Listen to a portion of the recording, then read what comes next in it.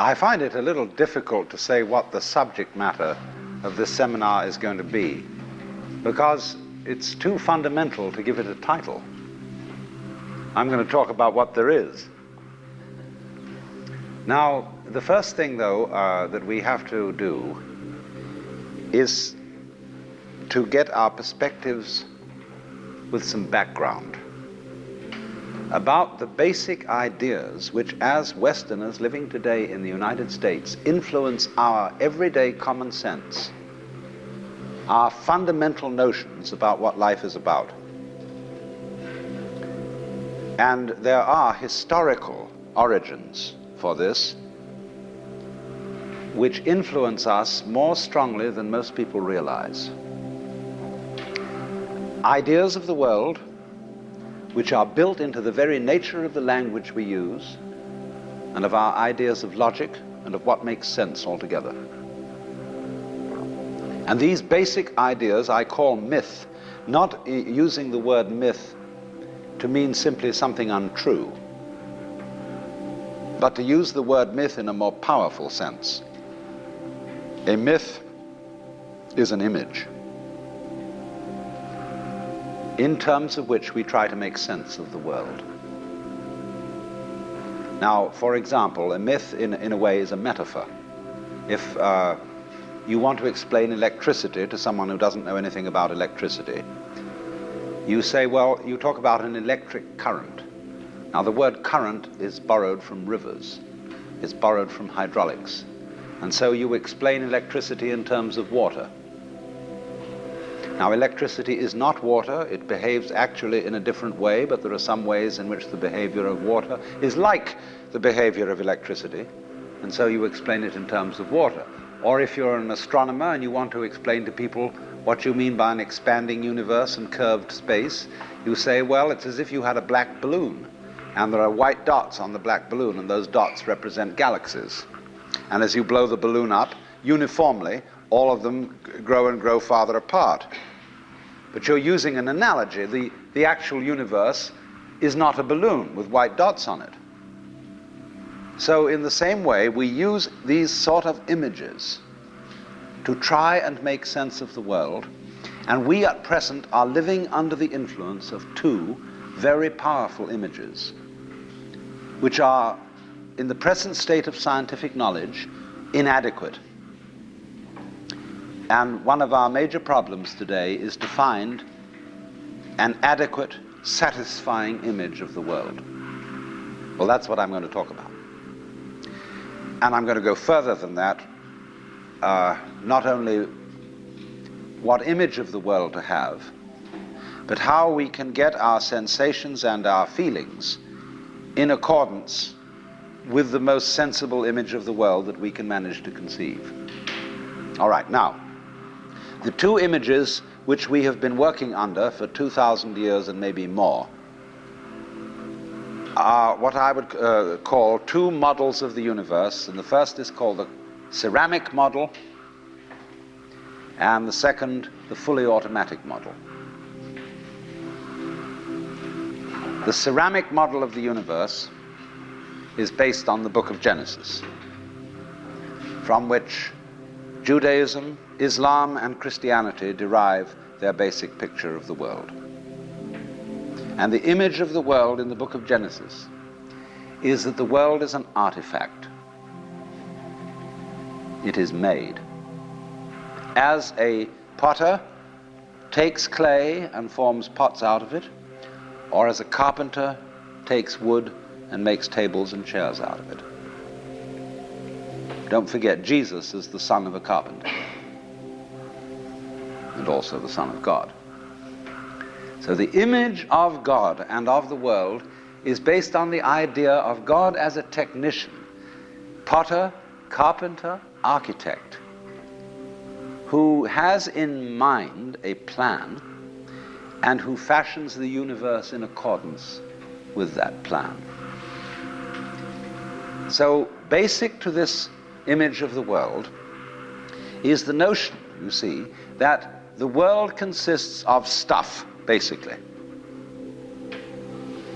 Primordial matter, substance, stuff. as pots are made of clay. Now, clay by itself has no intelligence. Clay does not of itself become a pot, although a good potter may think otherwise. Because if you were a really good potter, you don't impose your will on the clay. You ask any given lump of clay what it wants to become, and you help it to do that. And then you become a genius. But the ordinary idea I'm talking about is that simply clay is unintelligent. It's just stuff. And the potter imposes his will on it and makes it become whatever he wants. And so in the book of Genesis, the Lord God creates Adam out of the dust of the earth. In other words, he makes a clay figurine, and then he breathes into it, and it becomes alive, because the clay becomes informed. By itself it is formless, it has no intelligence, and therefore it requires an external intelligence and an external energy to bring it to life and to put some sense into it. And so in this way, we inherit a conception of ourselves as being artifacts, as being made. And it is perfectly natural in our culture for a child to ask its mother, how was I made? Or who made me? And this is a very, very powerful idea, but for example, it is not shared by the Chinese or by the Hindus. A Chinese child would not ask its mother, how was I made? A Chinese child might ask its mother, how did I grow? Which is an entirely different procedure from making. You see, when you make something, you put it together, you arrange parts, or you work from the outside to the in, as a sculptor works on a stone, or as the potter works on clay. But when you watch something growing, it works in exactly the opposite direction. It works from the inside to the outside. It expands, it burgeons, it blossoms, and it happens all over itself at once. In other words, the original simple form, say, of a living cell in the womb, progressively complicates itself. And that's the growing process, and it's quite different from the making process. But we have thought historically, you see, of the world as something made, the idea being that trees, for example, are constructions, just as tables and houses are constructions. And so there is, for that reason, a fundamental difference between the made and the maker. And this image, this ceramic model of the universe, originated in cultures where the form of government was monarchical, and where, therefore, the maker of the universe was conceived also at the same time in the image of the king of the universe. King of kings, Lord of lords, the only ruler of princes, who dost from thy throne behold all dwellers upon earth. I'm quoting the Book of Common Prayer. And so all those people who are oriented to the universe in that way feel related to basic reality as a subject to a king. And so they are on very, very humble terms in relation to whatever it is that works all this thing. I find it odd in the United States that people who are citizens of a republic have a monarchical theory of the universe, because we are carrying over from very ancient Near Eastern cultures the notion that the Lord of the universe must be respected in a certain way. People kneel, people bow, people prostrate themselves. Because, and you know what the reason for all that is, that nobody is more frightened of everybody else than a tyrant. He sits with his back to the wall and his guards on either side of him. And he has you face downwards on the ground because you can't use weapons that way. When you come into his presence, you don't stand up and face him because you might attack. And he has reason to fear that you might because he's ruling you all. And the man who rules you all is the biggest crook in the bunch. Because he's the one who's succeeded in crime. The other people are pushed aside because the criminals, the people we lock up in jail, are simply the people who didn't make it. So naturally, the real boss sits with his back to the wall and his henchmen on either side of him. And so when you design a church, what does it look like? A Catholic church with the altar as it used to be. It's changing now because the Catholic religion is changing. But the Catholic Church has the altar with its back to the wall at the east end of the church. And there, the altar is the throne, and the priest is the chief vizier of the court, and he is making obeisance to the throne in front, but there is the throne of God, the altar. And all the people are facing it and kneeling down. And a great Catholic cathedral is called a basilica, from the Greek basileus, which means king. So a basilica is the house of a king. And the ritual of the Catholic Church is based on the court rituals of Byzantium.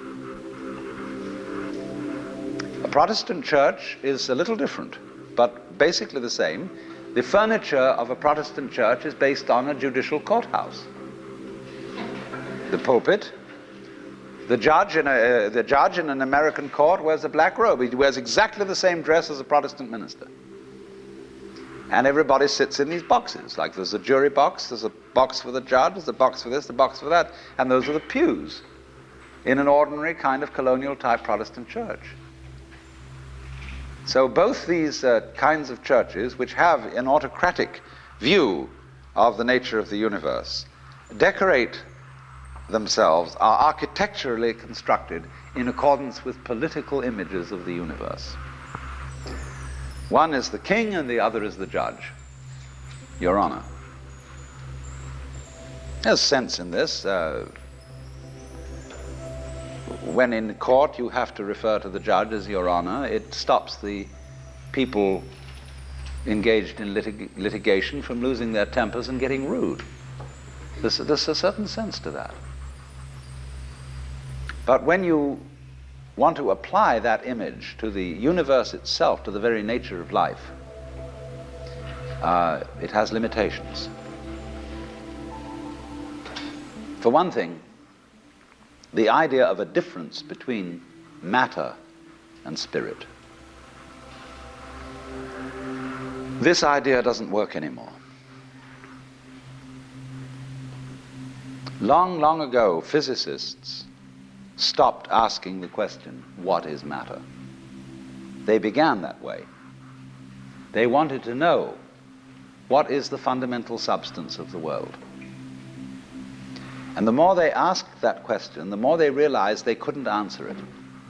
Because if you're going to say what matter is, you've got to describe it in terms of behavior. And that is to say, in terms of form, in terms of pattern. You tell what it does. You describe the smallest shapes of it that you can see. Do you see what happens? You look, say, at a piece of stone, and you want to say, well, what is this piece of stone made of? Well, you take your microscope, and you look at it, and instead of just this block of stuff, you see ever so many tinier shapes, little crystals. So you say, fine, so far so good. Now, what are these crystals made of? And you take a more powerful instrument, and you find that they are made of molecules. And then you take still more powerful instruments to find out what the molecules are made of, and you begin to describe atoms, electrons, protons, mesons, all sorts of subnuclear particles. But you never arrive at the basic stuff. because there isn't any. What happens is this: stuff is a word for the world as it looks when our eyes are out of focus, fuzzy. Stuff, the idea of stuff is that it's undifferentiated, it's some kind of a goo. And when your eyes are not in sharp focus, everything looks fuzzy. When you get your eyes into focus, you see a form, you see a pattern. But when you want to change the level of magnification and go in closer and closer and closer, you get fuzzy again before you get clear. So every time you get fuzzy, you go through thinking there's some kind of stuff there. But when you get clear, you see a shape. And so all that we can talk about is patterns.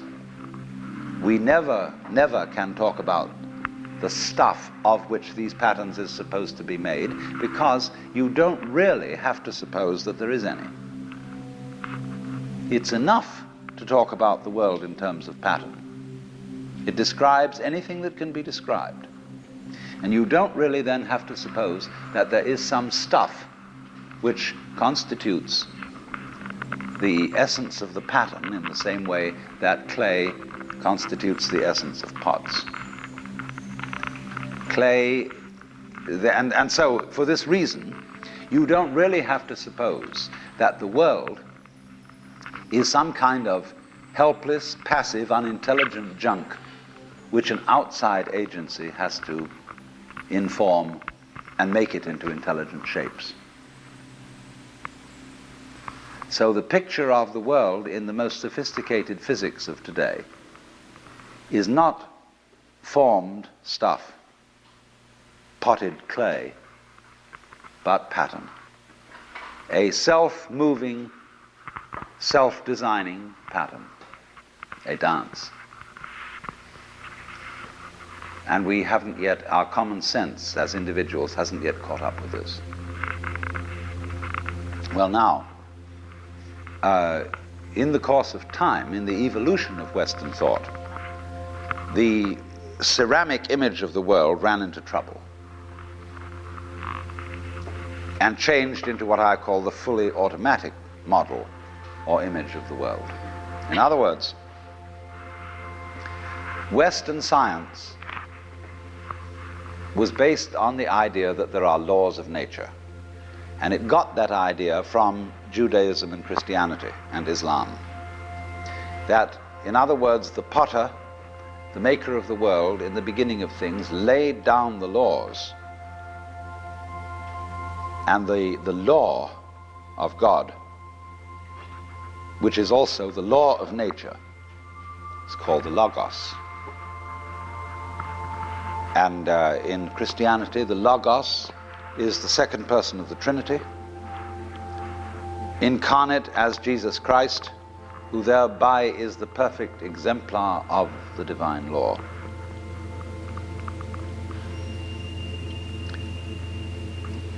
So we have tended to think of all natural phenomena as responding to laws, as if, in other words, the laws of the world were like the rails on which a streetcar or a tram or a train runs. And these things exist in a certain way, and all events respond to these laws. You know that limerick, there was a young man who said, "Damn, for it certainly seems that I am a creature that moves in determinate grooves. I'm not even a bus, I'm a tram." So, here's this idea that there's a kind of a plan, and everything responds and obeys that plan. Well, in the 18th century, Western intellectuals began to suspect this idea. And what they suspected is whether there is a lawmaker,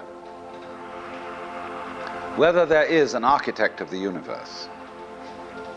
And they found out, or they reasoned, that you don't have to suppose that there is. Why? Because the hypothesis of God does not help us to make any predictions.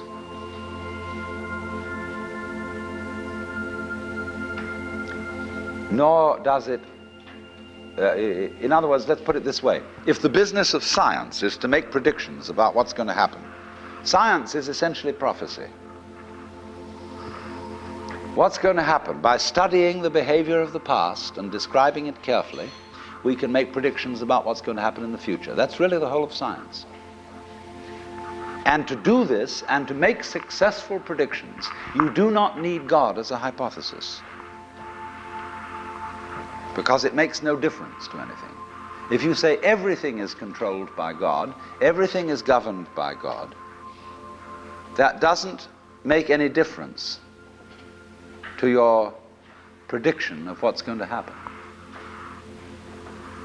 And so what they did was simply drop that hypothesis. But they kept the hypothesis of law. Because if you can predict, if you can study the past and describe how things have behaved, and you've got some regularities in the behavior of the universe, you call that law. Although it may not be law in the ordinary sense of the word, it's simply regularity. And so what they did was they got rid of the lawmaker and kept the law. And so they conceived the universe in terms of a mechanism. Something, in other words, that is functioning according to regular, clock-like mechanical principles. Newton's whole image of the world is based on billiards. The atoms are billiard balls, and they bang each other around. And so your behavior, every individual therefore is defined as a very, very complex arrangement of billiard balls, being banged around by everything else.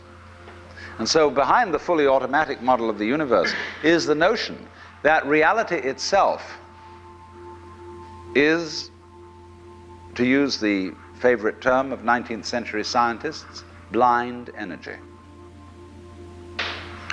In, say, the metaphysics of Ernst Haeckel and T.H. Huxley, the world is basically nothing but energy. Blind, unintelligent force. And likewise, in parallel to this, in the philosophy of Freud, the basic psychological energy is libido, which is blind lust. And it is only a fluke. It is only as a result of pure chances that, resulting from the exuberance of this energy, there are people with values, with reason, with languages, with cultures, and with love. Just a fluke. Like, 1,000 monkeys typing 1,000 typewriters for 1,000,000 years will eventually type the Encyclopedia Britannica. And of course, the moment they stop typing the Encyclopedia Britannica, they will relapse into nonsense. And so in order that that shall not happen, because you and I are flukes in this cosmos, and we like our way of life, we like being human, if we want to keep it, say these people, we've got to fight nature, because it'll turn us back into nonsense the moment we let it. And so we've got to impose our will upon this world as if we were something completely alien to it from outside. And so we get a culture based on the idea of the war between man and nature. And we talk about the conquest of space, the conquest of Everest. And the great symbols of our culture are the rocket and the bulldozer. The rocket,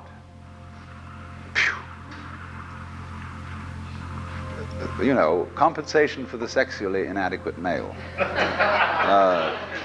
Boom! Real libido.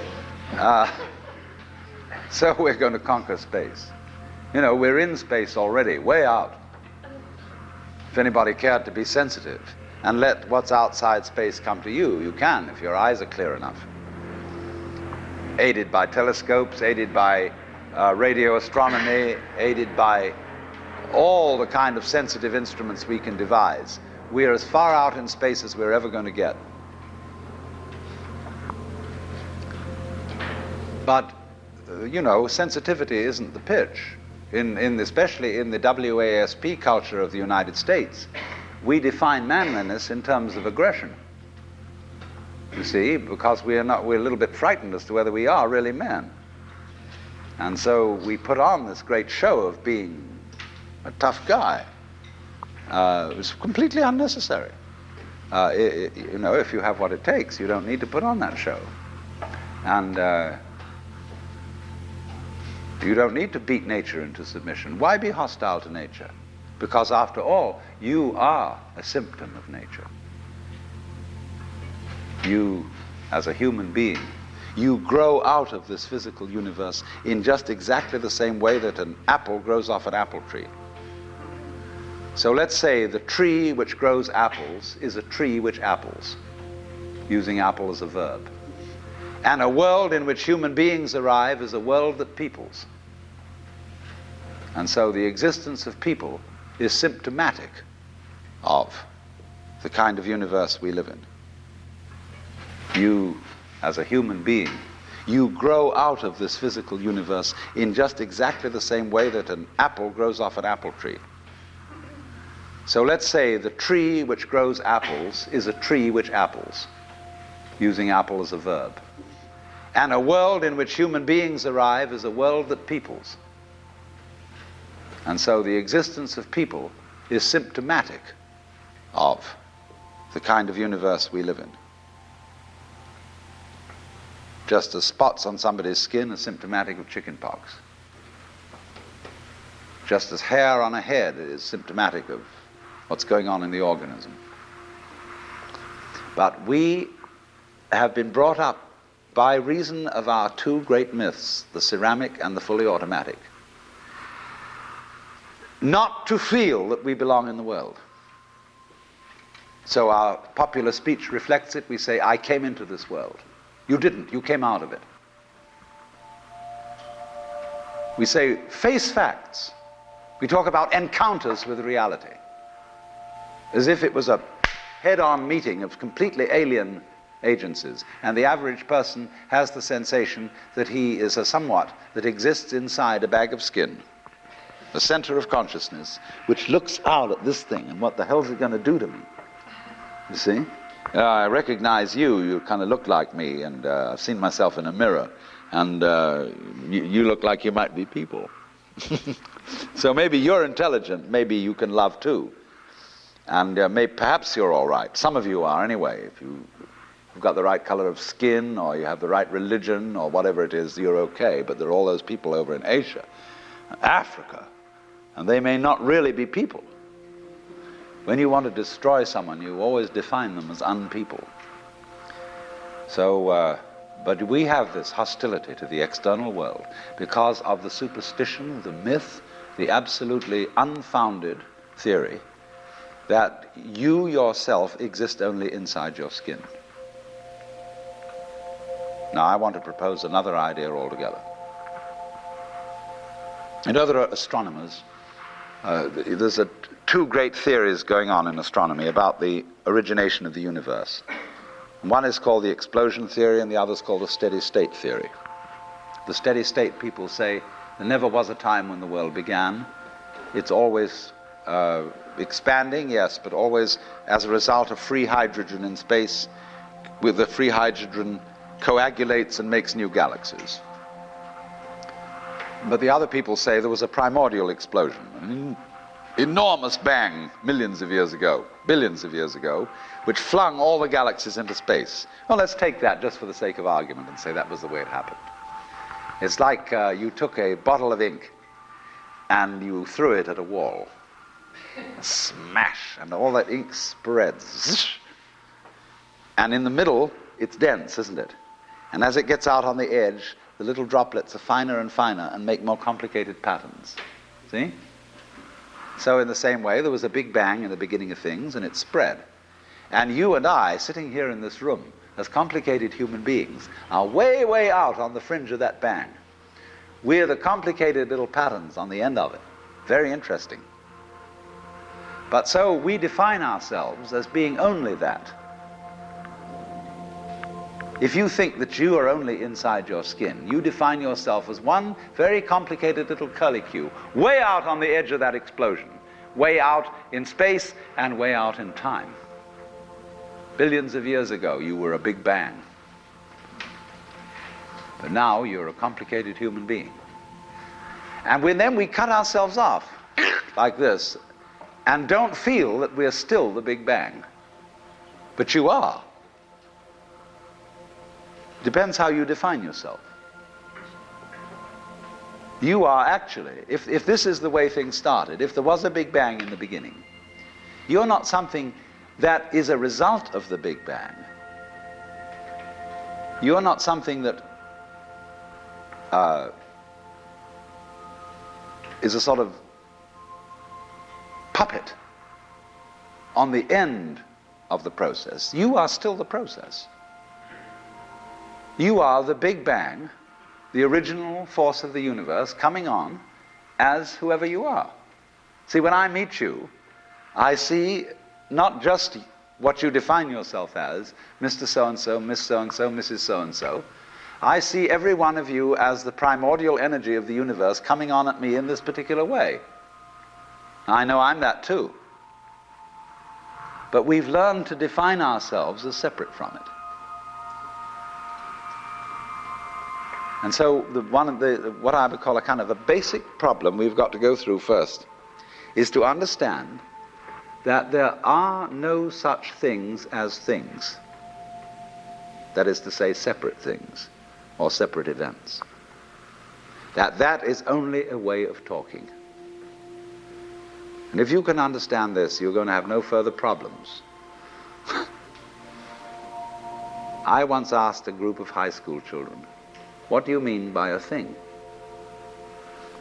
And first of all, they gave me all sorts of synonyms. They said it's an object, which is simply another word for a thing. It doesn't tell you anything about what you mean by a thing.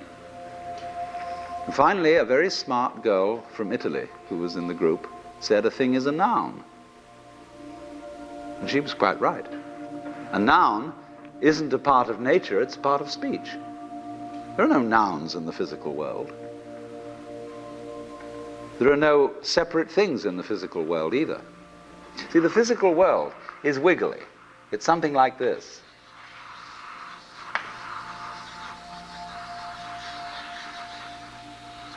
Maybe that's a cloud.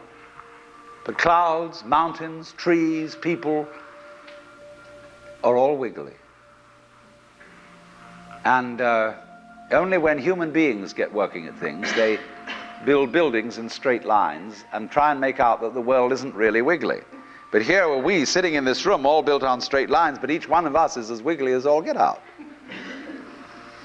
Now then,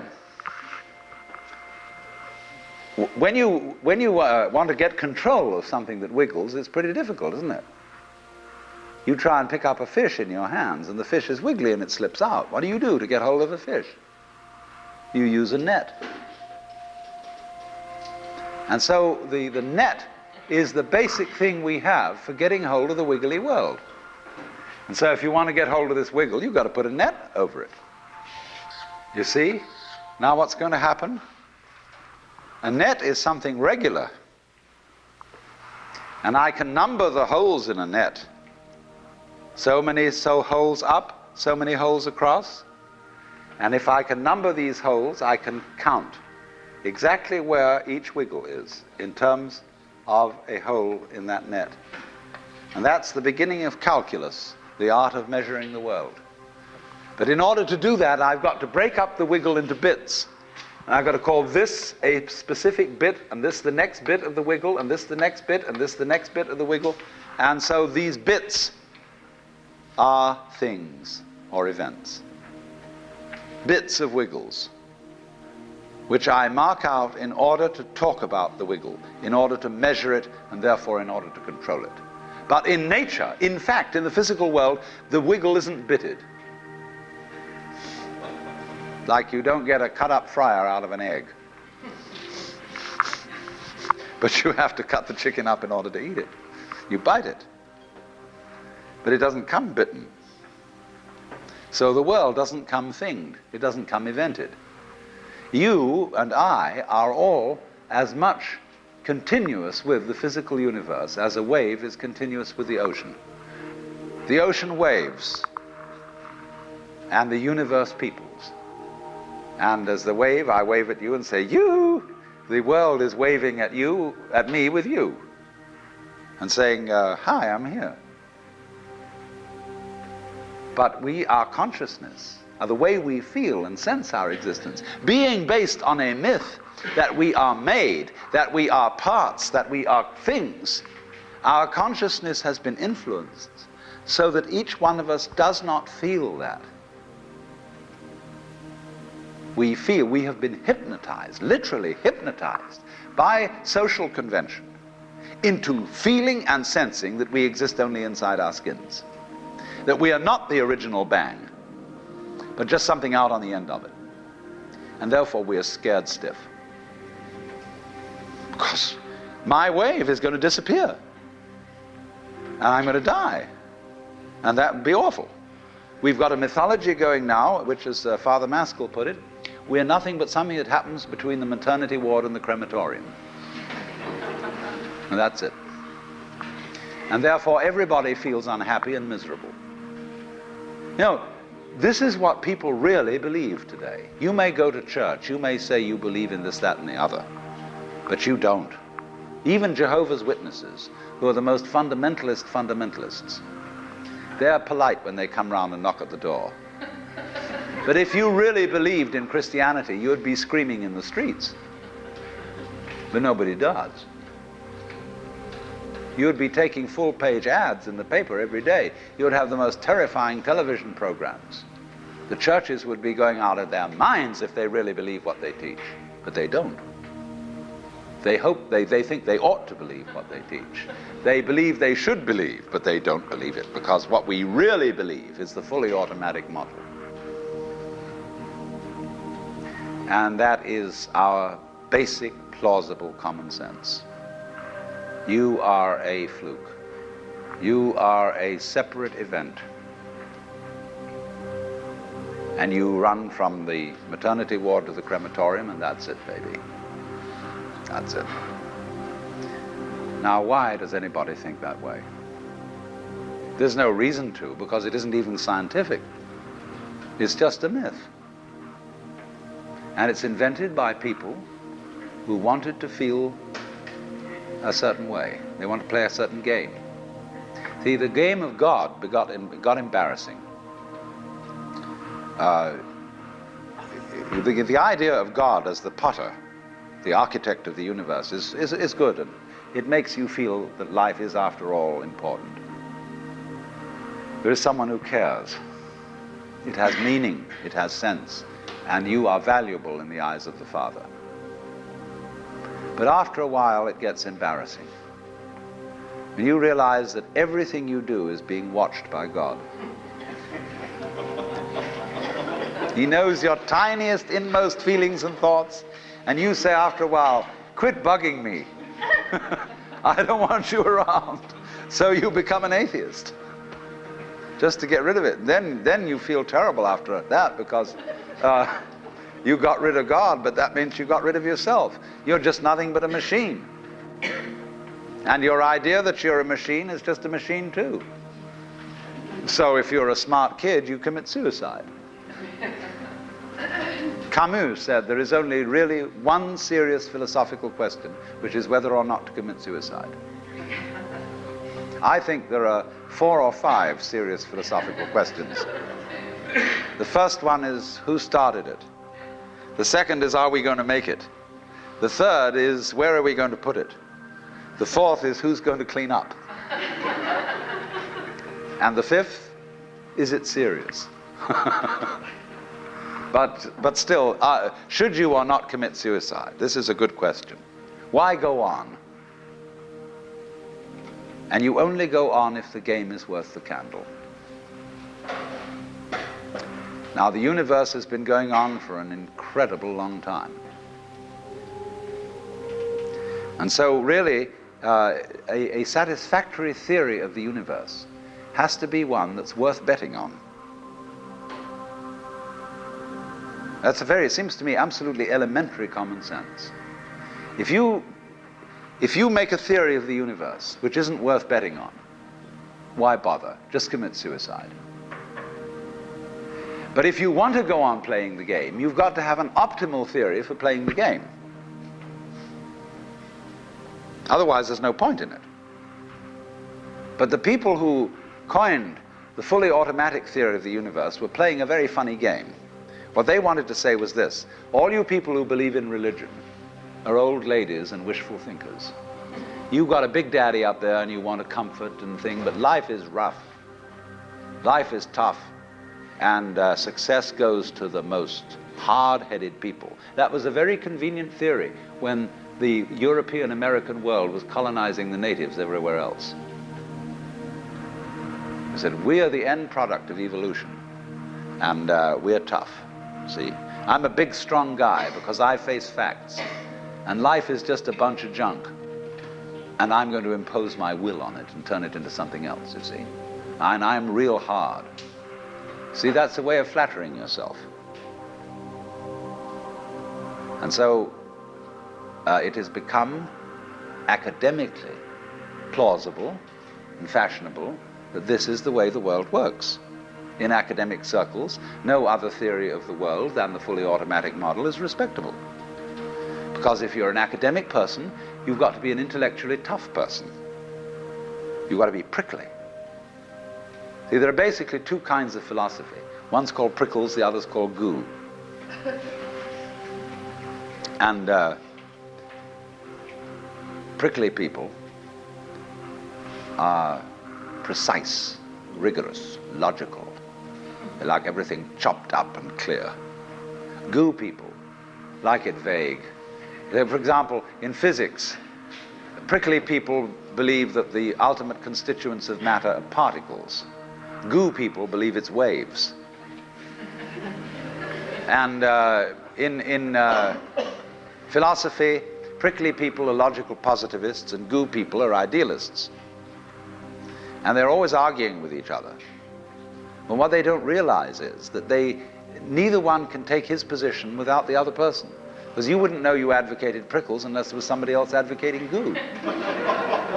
You wouldn't know what a prickle was unless you knew what goo was. Because life is not either prickles or goo, it's gooey prickles and prickly goo. And they go together like back and front, male and female. And that's the answer to philosophy. See, I'm a philosopher, and I'm not going to argue very much, because if you don't argue with me, I don't know what I think. So if we argue, I say thank you, because owing to the courtesy of your taking a different point of view, I understand what I mean, so I can't get rid of you. But however, you see, this whole idea that the universe is just nothing at all but unintelligent force playing around and not even enjoying it, is a put-down theory of the world. People who had an advantage to make, a game to play, by putting it down and making out that because they put the world down, they were a superior kind of people. So that just won't do. We've had it. Because if you seriously go along with this idea of the world, you're what is technically called alienated. You feel hostile to the world. You feel that the world is a trap. It is a mechanism, it's electronic and neurological mechanisms into which you somehow got caught. And you, poor thing, have to put up with being in a body that's falling apart, and that gets cancer, that gets the Great Siberian Itch, and it's just terrible. And these mechanics doctors are trying to help you out, but they really can't succeed in the end. And you're just going to fall apart, and it's a grim business, and it's too bad. So if you think that that's the way things are, you may as well commit suicide right now. Unless you say, well, I daren't. Because there really, after all, there might be eternal damnation in the back of the thing if I did that. Or then I identify with my children or something, and I think of them going on and without me and nobody to support them. But of course, if I do go on in this frame of mind and continue to support them, I shall merely teach them to be like I am. And they'll go on dragging it out to support their children, and they won't enjoy it, and they'll be afraid to commit suicide, and so will their children. They all learn the same lesson. So you see, all I'm trying to say is that the basic common sense about the nature of the world that is influencing most people in the United States today, the fully automatic model, is simply a myth. If you want to say that the idea of God the Father with his white beard on the golden throne is a myth, in the bad sense of the word myth, so is this other one. It's just as phony and has just as little to support it as being the true state of affairs. Why? And let's get this clear. If there is any such thing at all as intelligence and love and beauty, well, you found it in other people. In other words, it exists in us as human beings. And as I said, if it is there in us, it is symptomatic of the scheme of things. We are as symptomatic of the scheme of things as the apples are symptomatic of the apple tree or the rose of the rose bush.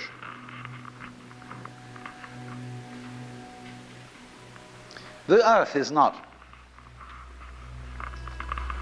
a big rock infested with living organisms, any more than your skeleton is bones infested with cells. The earth is geological, yes, but this geological entity grows people. And our existence on the earth is a symptom of the solar system and its balances, as much as the solar system in turn is a symptom of our galaxy.